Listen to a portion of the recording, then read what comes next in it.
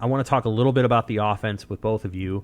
We talked about the defense last week because I think the offense is interesting. And we've heard quite a bit, I feel like, in the last however many days from Matt Rule about the offense, then Marcus Satterfield about the offense.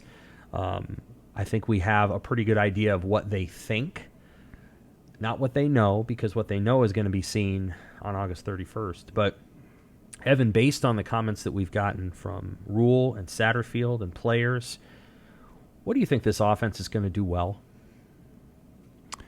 I think they can run the ball well.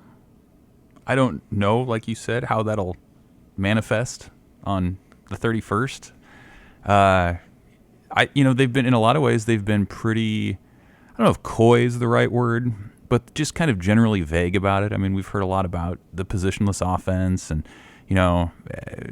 guys like Janarin Bonner can line up in 4 different spots, and the merits of Alex Bullock and Ty Hahn and Marcus Washington hasn't been back. So, like, we've heard just kind of vagaries, I feel like, not a ton of concrete ideas of what it's going to be.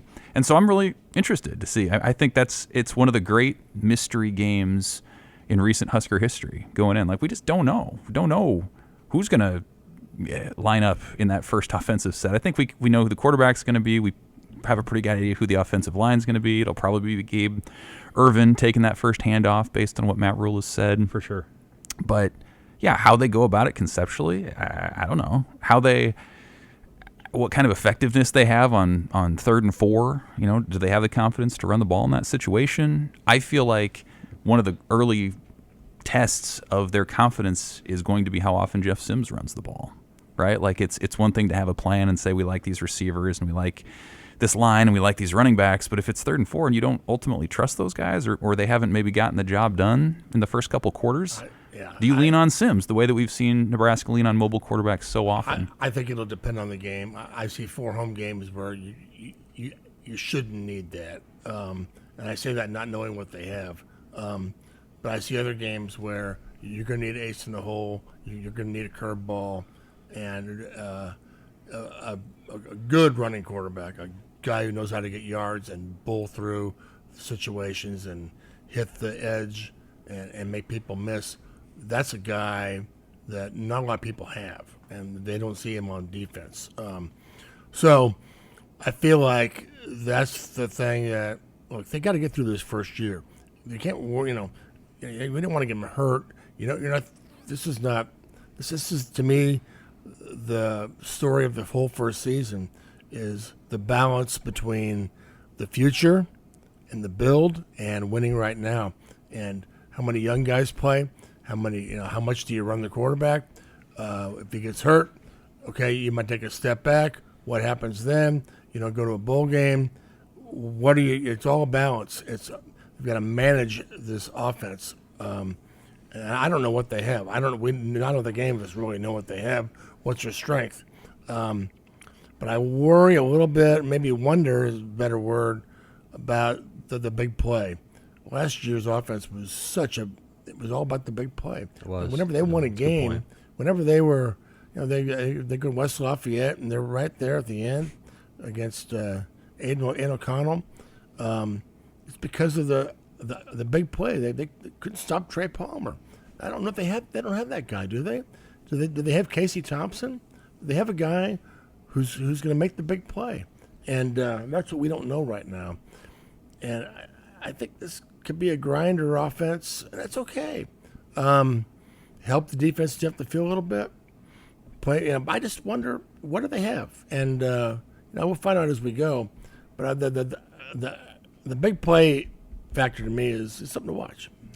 Agreed. I went back and watched some Temple games because Rule was a coach there, and it feels like this offense is going to be a little bit like that.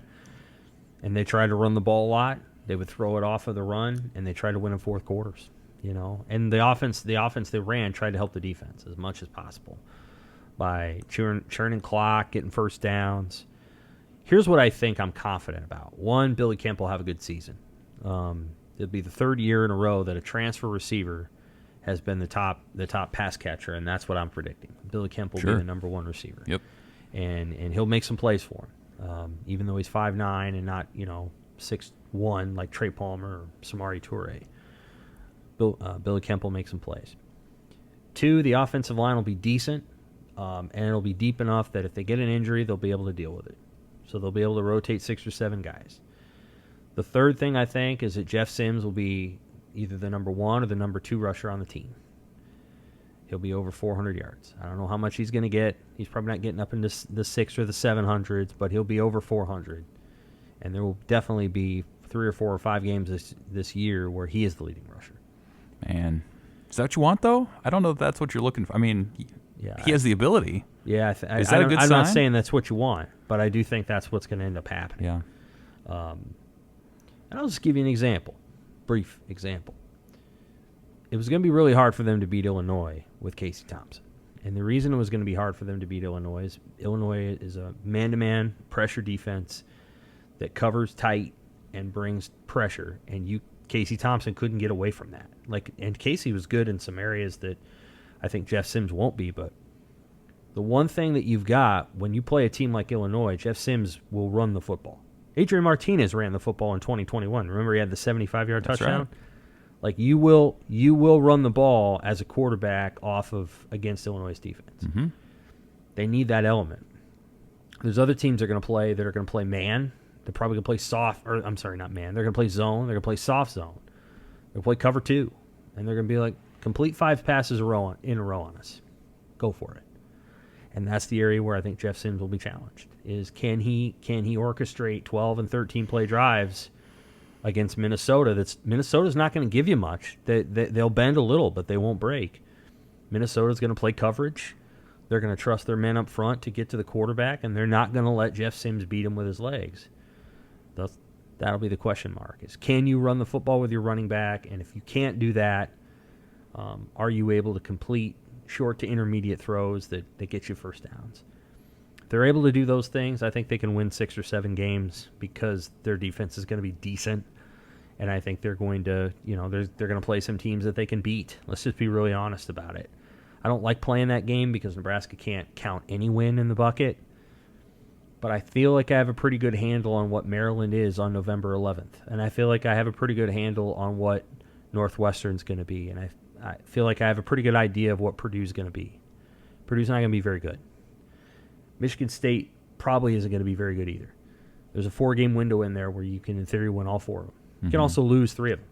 So, I think the offense needs to be as good as it can be when it really, really matters. I do think the first 2 games are important, but that 4-game season after the bye week, that's where it's going to be. That's where it's going to be made or lost.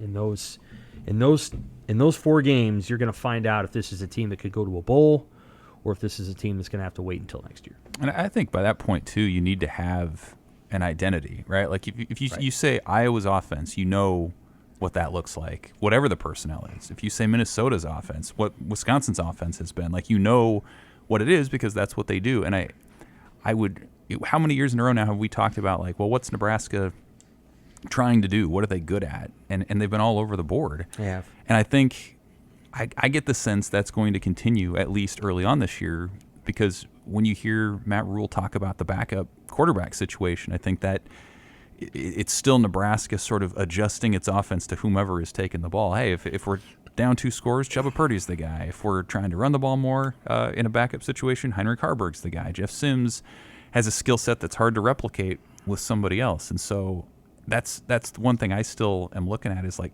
can Nebraska get to a point this year offensively where when you say Nebraska offense, you know what that looks like. We knew what it looked like in the 90s. We knew what it looked like in the 2000s. I'll be curious if they can establish something as this season goes along. Mm-hmm. Well, I think it'll be a running game, a little quarterback run, and we'll throw to the tight end. I don't know if it'll be anything like last year or not. I mean, we'll have to see. But I'll leave you with this. I'm not leaving, but I'll this will be the last thing I say about this. What helps offense? Field position. How do you do that? Special teams. I think watch special teams, whether they're able to help offense this year. I think the offense is going to need all help it can get. And you punt and you cover and you pin somebody down. You go 3 and out, and then you get the ball at midfield. That's huge.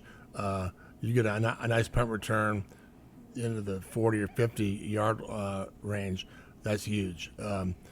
Every little thing is going to have to help. They're all going to have to help each other this season. No area is going to be so strong or so good that they're going to carry the team. I think all three outfits are going to have to work in sync, and again, manage the game. Onside kick, Northwestern, Ireland, not managing the game. Don't do that. Worst. So have a feel, Worst an ever. awareness of where the game is and what your team needs. That I feel good about this staff being able to do that. I feel good about the staff. We've had a couple staffs here over the years. Year one didn't really know what to do with things. They were learning on the run. I feel good that this staff knows. So,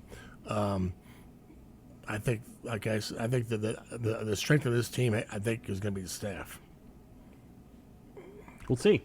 That'll be interesting to watch for sure. I think they've got a good, strong staff. Do they have the best staff in the Big Ten West? I don't know.